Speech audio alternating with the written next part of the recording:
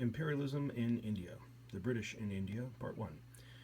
Be sure to take notes on this video lecture using the Imperialism Part 3 India notes packet that you received in class.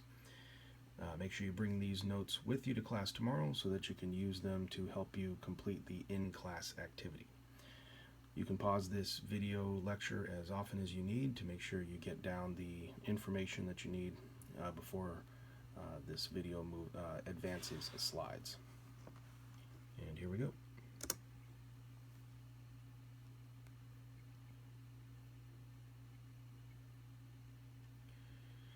Much like the Netherlands did with their Dutch East India Company in Indonesia, the British East India Company established colonial control in India to, what else? Make money.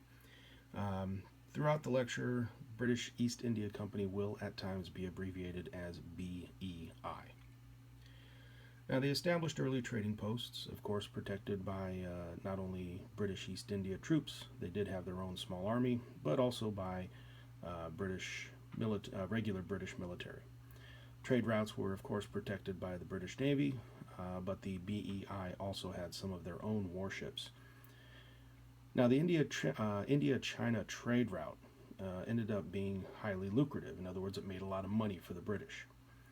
As you'll recall from the Southeast Asia portion of this unit, the British really protected and coveted the India-China trade route because it gave them large footprints in India, Southeast Asia, and in China. So this large economic and political control from India, Southeast Asia to China is what's known as hegemony.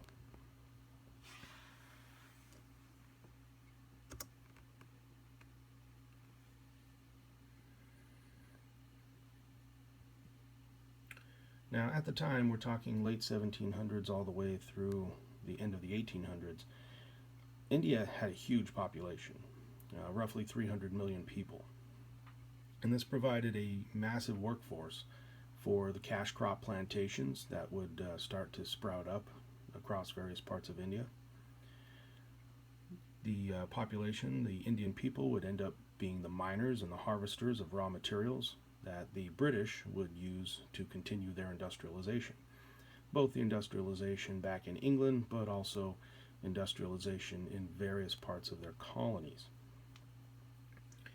The Indian people were also the makers of British goods that would then be sold or sent out from India, both to England and the UK, but also to some of England's other colonies.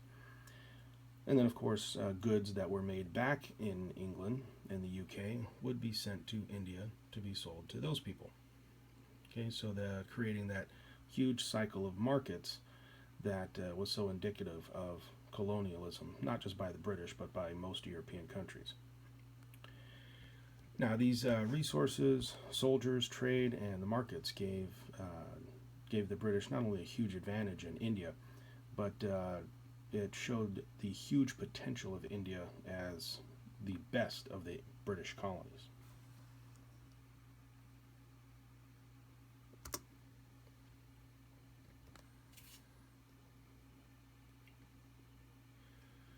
Now, on the next two slides, there will be a couple of maps. I want you to view the maps and look at them carefully. Really understand what you're looking at. Take special note of the titles of the maps because those will be helpful in you getting the main idea. Now, in your notes, I want you to write down some thoughts about what single conclusion you can come to regarding the information in the maps. Okay, go for the general idea. Do not go ahead and pause this video so that you can look at each of the maps, and do not move on to the rest of the video lecture until you have completed your thoughts in your notes regarding these two maps.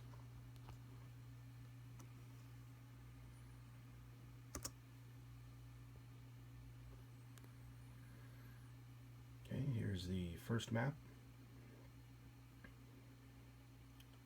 Again, take note of the title of the map, the caption that I provided in the top right hand corner, but also the title of the map towards the bottom right hand corner.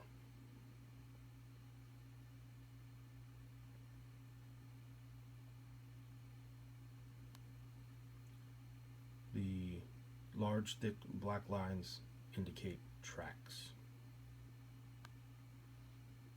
Again, pause this video so that you can take in what you need regarding this map.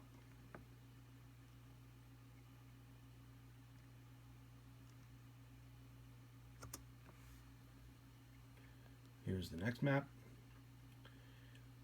Again, the large black lines indicate tracks. And again, take note of the title of the map, top right hand corner. And again, pause the video and take in what you need from this map, and do not restart the video lecture until you have completed your thoughts, written down your thoughts in your notes regarding these two maps.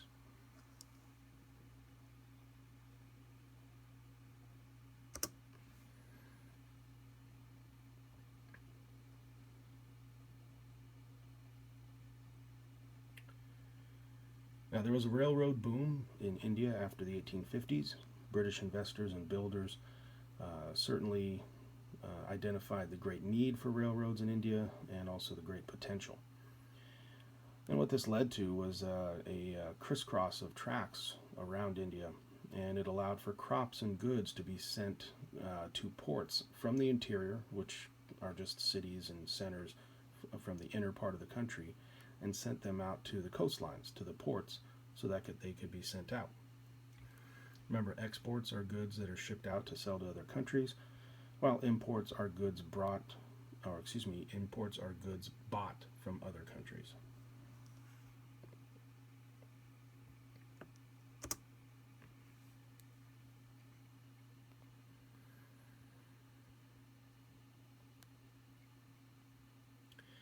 Now, the goods, again, we have a cycle of trade, and so we have goods coming from England back into India. And so these imports would be sent to these cities and other sites in the inner parts of the country. These were what was known as interior markets. And this was a great way for England to make money, what's known as hand over fist. In other words, lots of easy cash. And these railroads allowed for the great potential that England saw in India to turn into a reality. It became a very rich economic reality for Britain.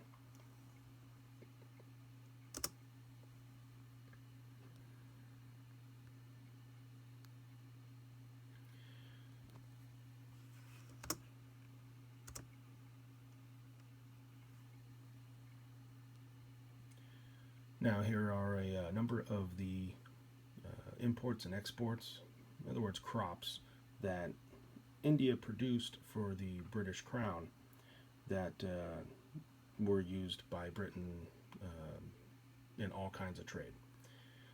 So go ahead and pause the video here to take note of what you need.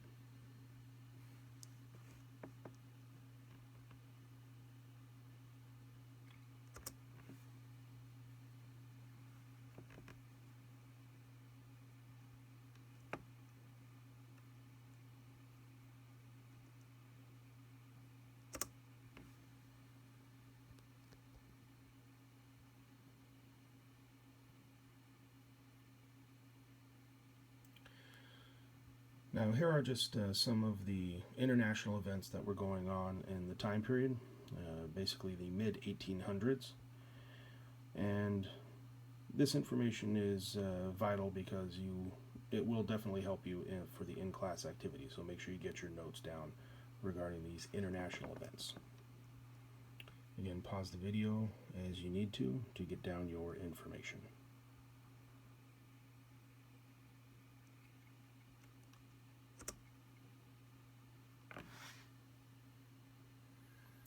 Okay, it is recommended that you go through this video lecture at least one more time to make sure that you have down the notes that you need. We will not be going over these again in class. Okay, make sure you have your notes recorded fully in your packet. Don't forget to do your questions along the left-hand margin, and then your summaries down at the bottom. Come to class with your completed notes, and we'll get started on the in-class activity. Okay, good luck, and we'll see you guys tomorrow.